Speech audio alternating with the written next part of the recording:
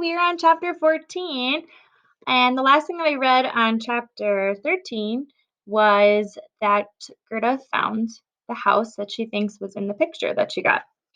So she said that I didn't know what, but the first chance I got to return with Mama's shovel, I intended to find out. She thinks something is buried inside it. Okay. All right. So, chapter 14. My opportunity came the following morning. It was Sunday, and Mama had plans to go to church.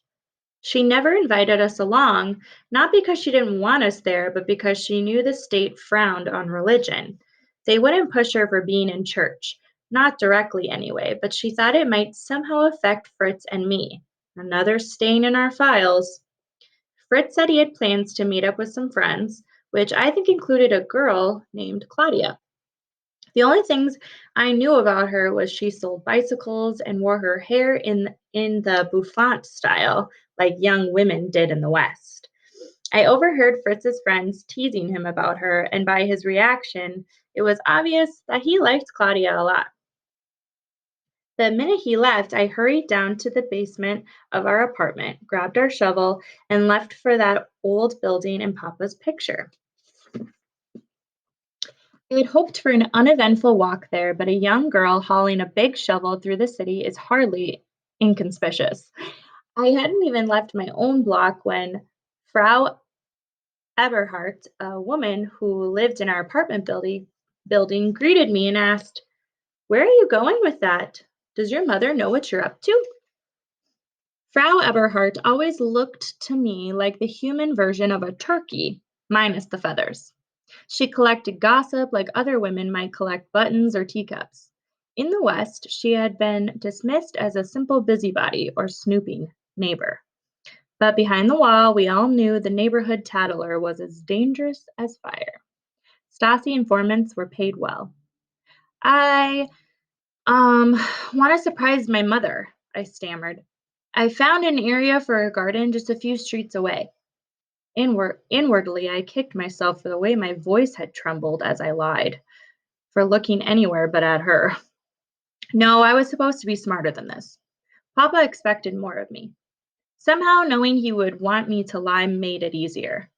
Frau Eberhardt's beak of a mouth pursed together, as if she wasn't quite sure whether I had told the truth or not.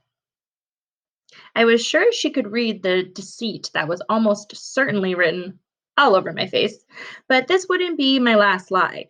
Mama often warned me that the Stasi had blanketed the country with informants. It might be a bus driver or a coworker or even a family member. And it wouldn't have surprised me the least if the woman I was facing ran off to the Stasi to tattle on me, if she guessed the real reason for my shovel. Finally, she smiled. "A garden is a delightful surprise for any mother, but if you want me to keep your secret, then I'll expect some of your harvest."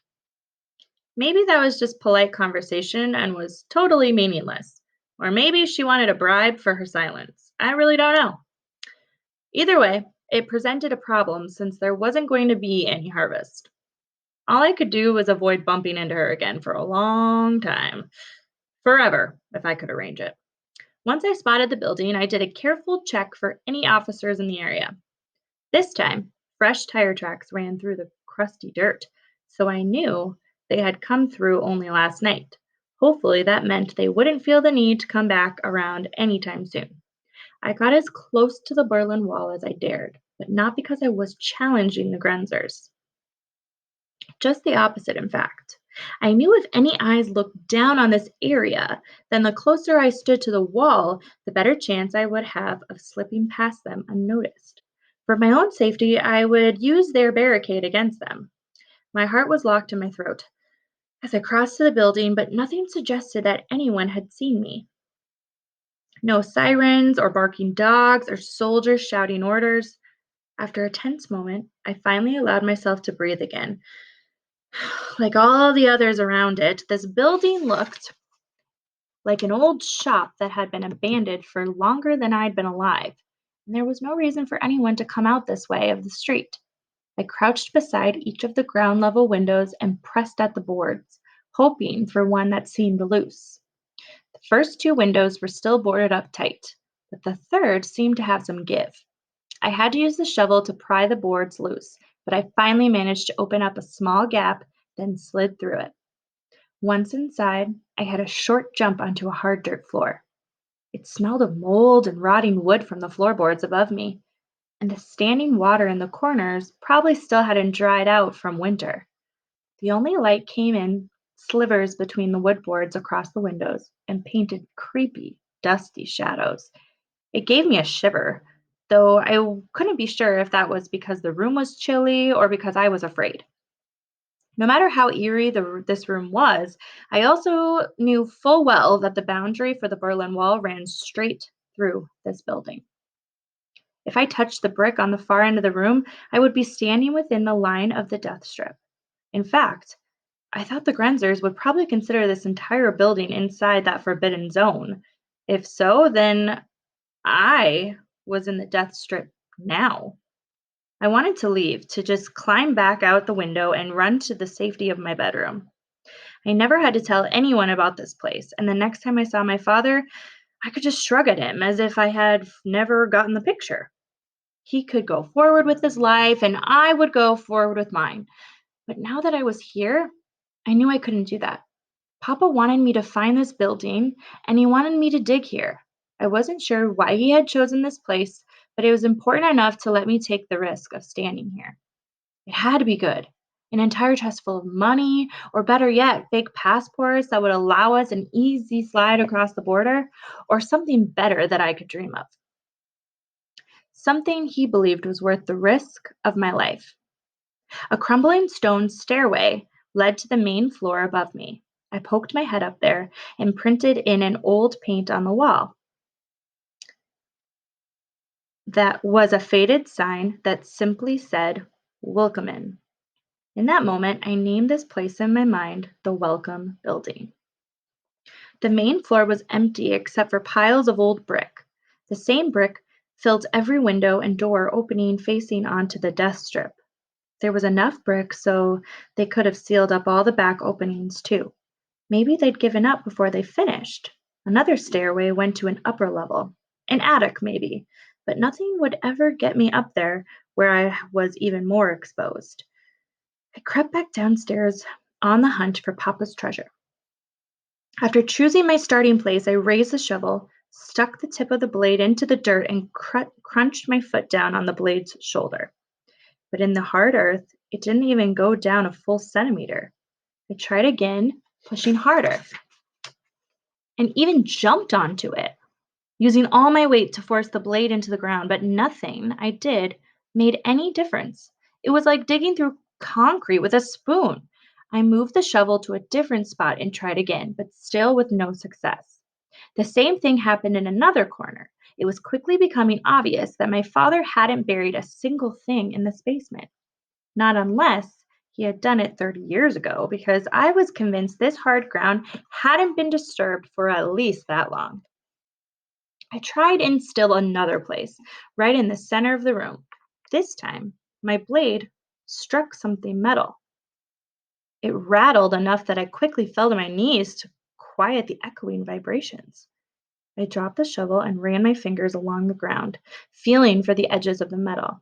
Whatever it lay nearly at the surface with only a thick layer of dust to cover it. If my father was going to bury something to be kept secret from the Stasi, he could have done better than putting it right at the surface. Anyone might find it this way. Then my heart dropped as I realized another possibility. Maybe his treasure had already been discovered and only the empty container remained. I had found the edges now, some sort of metal plank wide enough to stand on. When I brushed off the dirt, I saw grooves cut into one side and hinges on the other. This wasn't a plank, it was a door buried in the earth. Curiosity was mounting inside my chest so much that I almost couldn't stand it. I pried the door up with the shovel and then pulled it to the rest of the way open. The door was heavier than I had imagined, but I was certain that something inside it would make all the risk and effort worth it. With some effort, I got the door open. I peered down, but it led to a hole too deep to see the bottom, with a rusty metal ladder on the side that I didn't entirely trust to hold my weight. Nor did I have any interest in diving into some unknown darkness without knowing whether I could get back up again. And with nobody in the world aware of where I was, I wished I had a flashlight. I walked around in to try to get a better sense of what was down there. Then happened to notice dim writing stamped onto the underneath side of the door. Left Screwtram, an air raid shelter. There were hundreds of them all over Berlin, places built underground during the Second World War when the Allies began bombing the city. There was nothing special about them. We had one under my own apartment building, in fact, and so did Nina. So there was no reason, none at all, why my father would go to the trouble of putting anything special inside this one, so far from home. I closed up the door and even scattered dirt across it again, then did my best to erase any evidence that I had been here. Obviously, I had misunderstood my father's instructions. Whatever his meaning was with the silly dances in the picture, I couldn't understand it. Maybe there was no meaning. Maybe his dance was only a dance, and his picture was only a picture. It might not even be from him at all. If I was reading secret messages into it, that was only a sign of my boredom and desire to find some lost connection to my father. I climbed out of the basement, pulled the boards that had blocked the window back into place, and stashed the shovel beneath some rubble in the alleyway so I wouldn't have to answer any questions about it on the way home. I hadn't lost hope. No, that wasn't the right word for it. It wasn't lost because I didn't intend to try finding it again. As I walked home that morning, I simply accepted the reality that it was wrong for me to ever have had hope in the first place. Answer the question on Google Classroom.